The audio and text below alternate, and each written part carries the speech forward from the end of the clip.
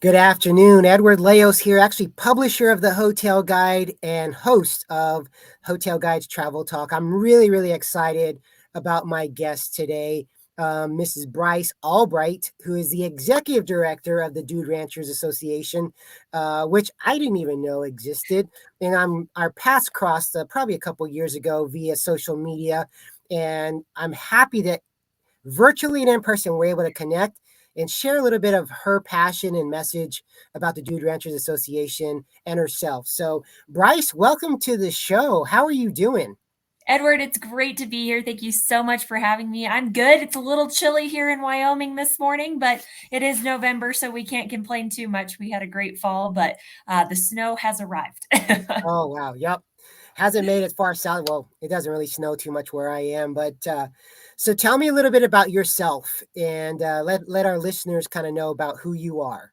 Yeah, so I'm based out of Wyoming, Mhm. just a small town here, and been working for the Dude Ranchers Association for about 5 years now. But I've been involved in the industry my entire life. I was born and raised on a dude ranch, essentially, in Wyoming, and kind of outside of a small town here, actually Mhm. not too far from where I live now, and had the opportunity to grow up in probably one of the best environments that I think a kid could. I was surrounded by horses and people Wow. from all across the world, and it was awesome. And then I was actually had the opportunity to work on that same ranch for 7 years Mhm. after, when I got into high school and then also into college, which then led me to my career for what I do now with the association. So I have a great passion for the Western industry, and dude ranches obviously are, a huge part of my history. And I always kind of joke, my folks actually met on a dude ranch working, and so I Wow. always say that if it weren't for dude ranches, I wouldn't exist, which is actually true. So, Well, yeah, you got facts to back up why you're passionate about what you do. So, what was it like growing up on a dude ranch? I mean, I'm from Texas, but obviously yeah. I haven't been around much of the ranching side of things, even though most people think Texas and think ranching. But tell me a little bit about what that was like growing up. It was absolutely magical. We got Mhm. to spend our summers out with kids from all over the world, really. I mean, got to ride horses every day and, be around different people. We learned work ethic pretty darn quick because you know, we kind of got voluntold, where we needed to Correct. jump in. And I always joke, that I knew how to make hospital corners on beds when I was 7, but it's true. Wow. And so it was great. I mean, honestly, it's a life that I wish more people could experience, and that's what's awesome about what we do with the Mhm. association is we have the opportunity to connect those people to go experience what I did, for a week at a time, growing up. So it's great. No, that's great, and that's a perfect segue into what I wanted to ask you next is, as executive director of the Dude Ranch Association, tell me a little bit about what you do. Tell me a little bit about the association, maybe how it came together and what's the premise of it? Yeah, so the Dude Ranchers Association was formed in 1926. So Mhm. we're almost 100 years old, which is pretty incredible for a trade association.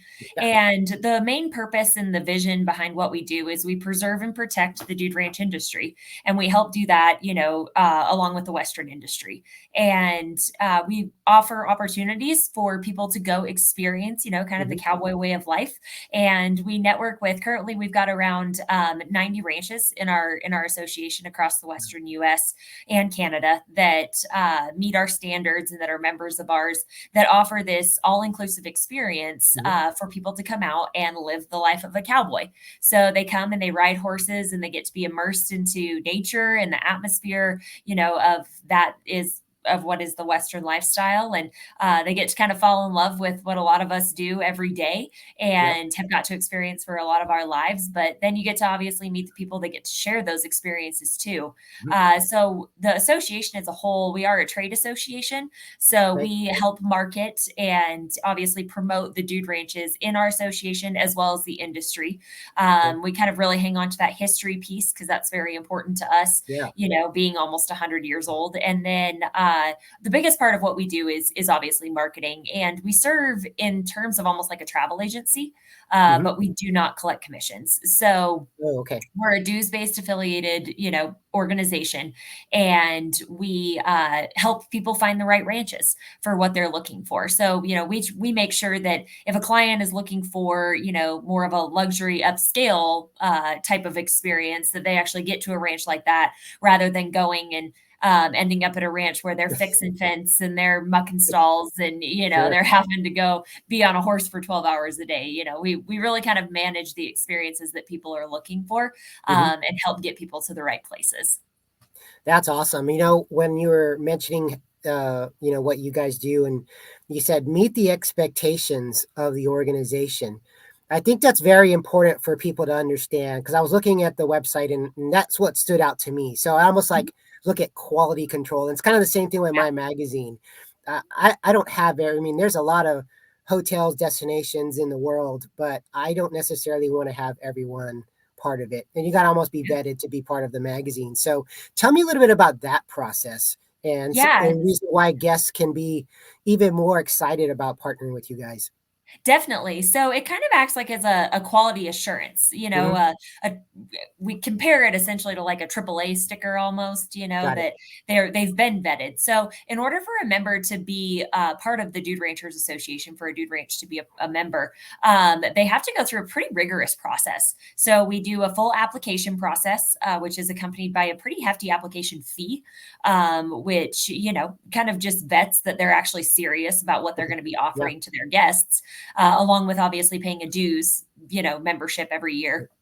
But they have to, meet certain criteria and qualifications. A couple of those being that they have to offer an all-inclusive package, Mm-hmm. which is very, kind of unique for the United States. There's actually hardly any destinations that offer all-inclusive packages True. within the U.S., which you probably know very well. Yeah. And then, so that all-inclusive is a very big factor for us. And then they obviously have to have a very heavy emphasis on horseback riding and safety, because we are offering the cowboy experience and the Hmm. Western way of life, and kind of directly correlated with that is horses. So that's very important to us, and making sure that that livestock is taken care of very well, as Hmm. well.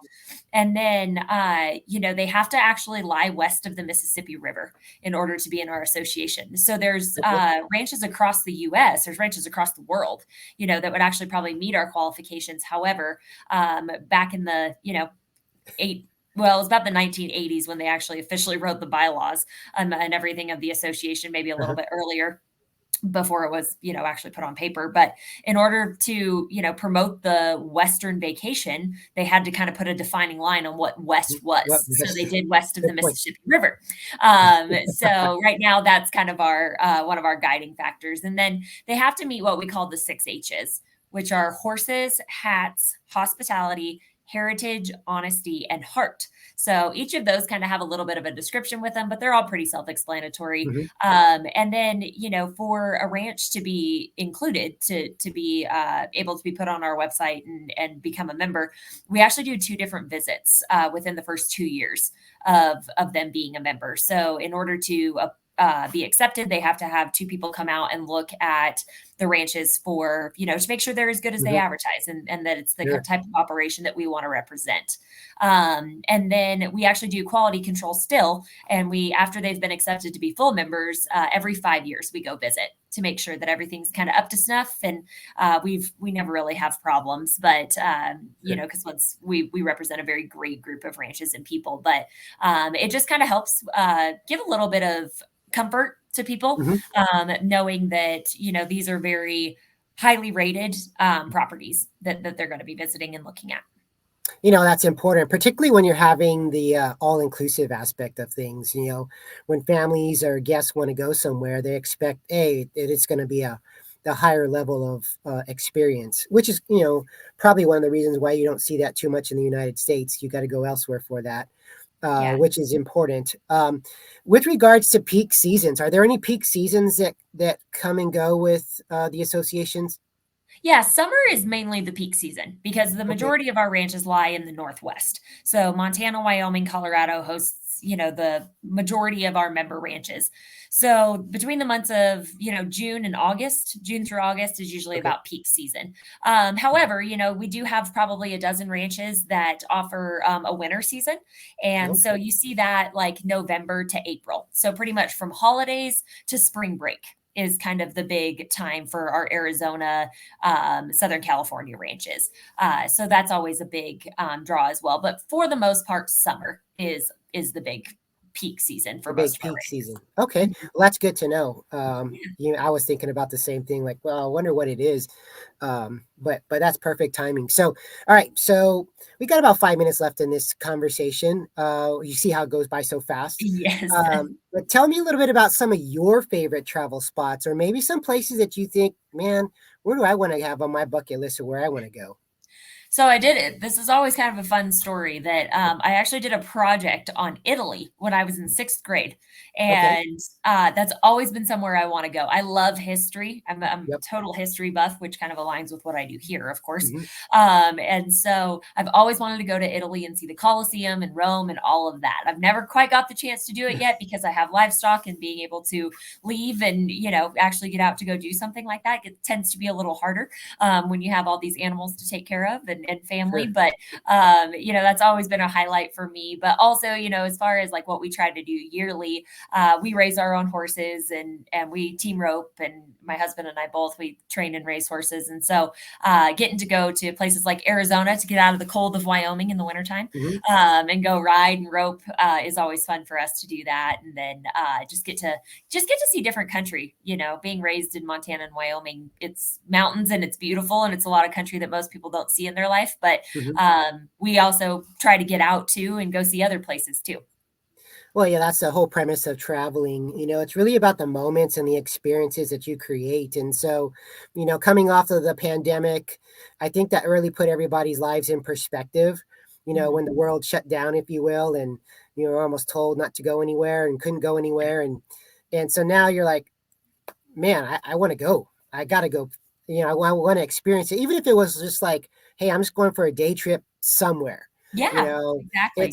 it doesn't have to be like, Italy's on my bucket list too. So I want to get there as well. But it's really just about going and experiencing the environments that are around you. Sometimes people get lost in the daily routines and they want to have that escape. That's why I love travel so much, and that's why I wanted to have you on the show today. Is because there was so much uniqueness about who you are, but also about the association.